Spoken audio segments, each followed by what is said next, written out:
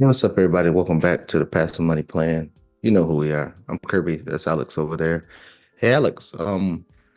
First things first. I believe people don't understand how money works, and what I mean by that is people believe that no matter their situation, more money, just more money, will fix the problem, and that's what I see a lot. And I know everybody say money is in everything, or Grant Cardone say money is in everything, but it fixes a lot of problems that you have. And he's right. He's right that it will fix a lot of problems that you have, but it won't fix the everything problem. And what I mean by everything is it won't fix what you're doing on the back end with the money. Um, I talk to people ad nauseum, and then you hear they running up the bag on, credit card debt, and they just say, if I just had more money, I'll be good. But they don't see the understanding or the nuance of if you had more money, yeah, you might pay off the credit card, but then you would just run it up bigger the next time. So you keep needing more money to do it, and then you fall into this loophole. But nobody look at the catastrophic event of what happens if the money stops. So with that, we'll just open it up there, and I just want to get your 2 cents on that before I start running down the rabbit hole. I think that money will solve problems like Dave Ramsey said, but you have Mhm. to know how to manage money. You have to have the knowledge of how money works. Money does a lot of things, but without being a good steward, as Dave Ramsey says, without being a good manager of, the money that you have access to, then the habits that you've created with money are always going to be there. And this is obvious with people that have made millions in the lottery, that have made millions in sports that we've talked about that don't know how to manage money. And it's very obvious because they go bankrupt after having made so much money, money that the majority of people will never see in their lifetime. And within just years, they're bankrupt. I mean, they found something, they found somewhere to spend $100 million, and that's insane within a 5 year time span, let's say. So I think that money, I mean, we know how it can solve the problems that we had, but we manage it differently than most people. I think you have to s study it or get the knowledge first before thinking that it can change your life or help you or, fix the problems that you might have in life. Yeah, well, I'm talking about on a more linear, on a more macro level. I was talking to a gentleman, let's just call it a month ago, and then he's holding a position in the stock, but he has credit card debt for the same amount of position that he has in the stock. Understanding how money works is, and I asked him, I said, is the stock that you're holding, can you guarantee that it's going to increase 18% a year, compounded? And he said no. But I can guarantee him that that credit card interest rate is going to be 18% year over year. So they're thinking that, oh, if I just make more money and then one day it's going to surpass this debt obligation that I got hanging over my head, then I'll be all right. And then so, of course, begrudgingly, I told him he was begrudging about it. I wasn't. I said, why don't you sell the stock, pay off the debt, and then the month now you're not paying the 18% interest on this credit card debt, and then the money that you was paying towards the debt and all your extra funds, you can get back in the stock. The stock is not going to go from zero to $1,000 tomorrow, or zero to $1,000 in the next year. And then lo and behold, he begrudgingly, then he sold it. I don't know if he actually paid off the debt with the with the proceeds from the selling the stock. And then let's fast forward 2 more weeks. Now the stock is below where he sold it. And I sent the message to him. I said, so now, and I just only thing I texted him and I said, if you sold the stock and you paid off the debt, now all the money that you was paying towards the debt, you can start buying the stock again. It's below where you sold it at. If you just feel 100% wholeheartedly about the stock. He never replied. So my guess is he sold the stock, he had seller's remorse, and then jumped back in the stock at a higher price, and now the stock is down at a lower price. That's what I'm thinking. But they don't understand how money works. People just don't understand themselves and how money works. If you're getting charged 18, 19, 20%, it's rare, very rare, and you probably don't even have the skills to do it, to find an individual stock that's going to return you 19 to 20% a year. But I can close my eyes and throw a dart and find you a credit card that's going to charge you 19 and 20% a year. So people, that's the part what I mean by people don't understand money and they think, oh, money's just going to fix it. Money's just going to fix it. Paying off the debt fixes it also. I'd rather, and this is me personally, I'd rather make $75,000 a year with no debt than make $150,000 a year with a lot of credit card debt and I'm paying 18, 19, 20% on credit card. You still get the same value of life. You still get the same purchasing power with it. But people only see it one way. I need more money. I need more money so I can continue doing the stupid stuff that kept me poor. They don't see, hey, let me fix what I'm doing. And then the money that I already have, or if I make a little bit more, will put me in the same echelons if I had another, $50,000, $60,000 a year.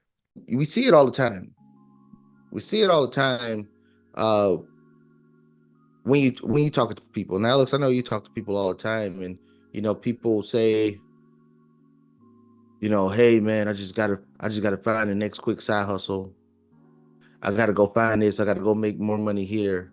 But people rarely revert back to their habits of what gets them in that situation. Like when you tell them, well, why don't you just stop spending it? They act like you just told them to sacrifice their firstborn. Hey, well, why don't you just stop spending money on this? They look at you like you're crazy. Now, if you got the next quick hustle to make some more money so I can keep doing the fuckery, then I'm all for it. But if you trying to tell me to change what I've been doing, even though it's not benefiting me, then there's a problem. But people don't know you get the same results both ways. More money, but if you don't fix this side, the behavioral side of what you're doing to get you in that bad situation, you're always going to be in that situation no matter how much money you make.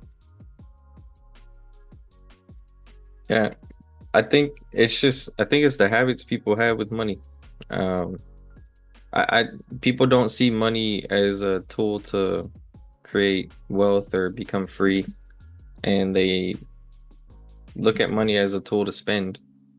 And there was a interview with Dana White that Grant Cardone had, and Dana actually said that. So like when Dana said he said that you look at money as a way to reinvest it, create more money, and that money makes you more money and grow wealth. And Dana said, I look at money as a tool to have fun. And I think that's how most people look at money. And it was interesting coming from Dana because he's extremely successful. But, obviously he's in a different net worth class than other people. But even a person that wealthy or that rich, I should say, has that mindset too of, money is just a tool to have fun.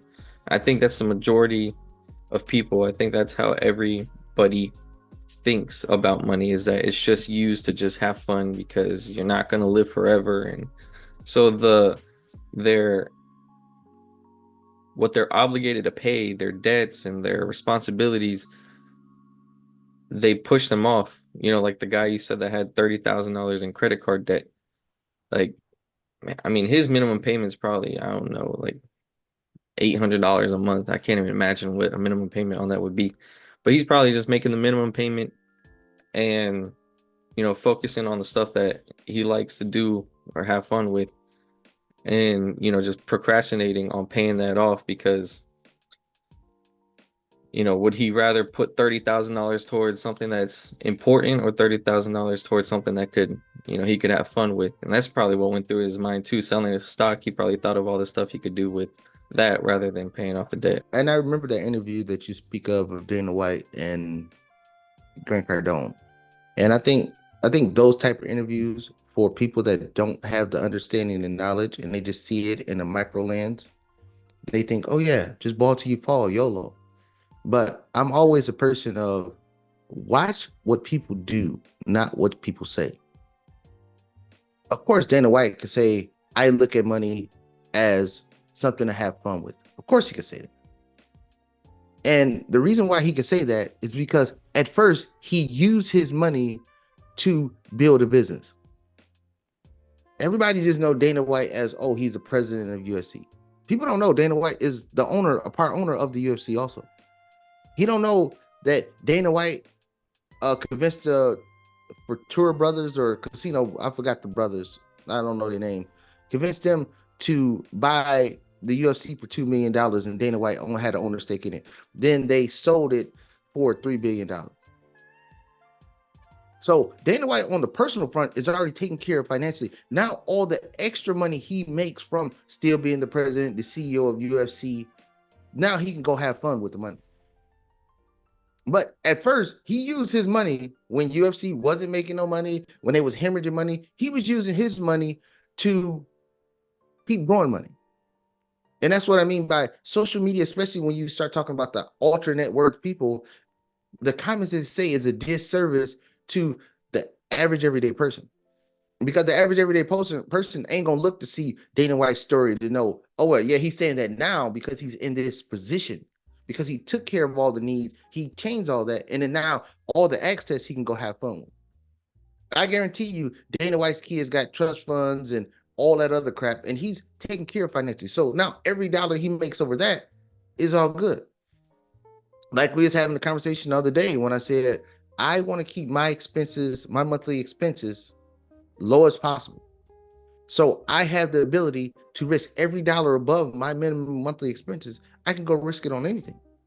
I can risk it on the stock market. I can go risk it on the real estate market. I can risk it on buying business. Hell, I can even go spend money with you at a restaurant. And you look at me crazy because I'm keep buying drinks and you're like, man, those things cost $15, $20 a drink. But I have that ability because my overhead or my hurdle rate for my personal life is very low. People just keep bringing that overhead higher, higher, higher, and they keep thinking they need more money, more money, more money, but they don't look at what they're doing on the personal side that they can just, hey, let me eliminate this, and then I'm good here, and then I can keep making more money, and then that's when you can say, okay, now I can ball till I fall YOLO. Once I'm 3 or 4 times my monthly income that cover my monthly expenses. Now you go do whatever the hell you want. But the the people in the high net worth side, and when they talk and people try to get money advice from the high net worth people, the high net worth people, I'm be honest, they forgot what it's like to be starting at the beginning. They could tell you the stories, but most of them forgot about that life. That was so long ago. They don't even know how to tell you to start. They'll tell you how to start if with the knowledge that they have now, if they was there again. But they don't remember what's that. Hell, I remember when I started talking to you, I was like, Alice, that's been a minute ago. You just got to ask me the questions and now I remember, then we can go back there. But I can't just tell you off the head, hey, Alice, go ahead, do this, do this, do this, do this from point A to point B. So I think that does a disservice. And that's why I try to bring it back down to the normal 50, 60, $70,000 a year income earners to just say understanding money is a concept and a construct they have to understand. And understanding money has to do with their habits on the front end also of the things that they purchase and they spend their money on. Yeah, I agree. With all that being said, guys, if you have any questions or comments, let us know down below. Share this video, subscribe. Don't forget to hit the like button, and we'll see you guys in the next one.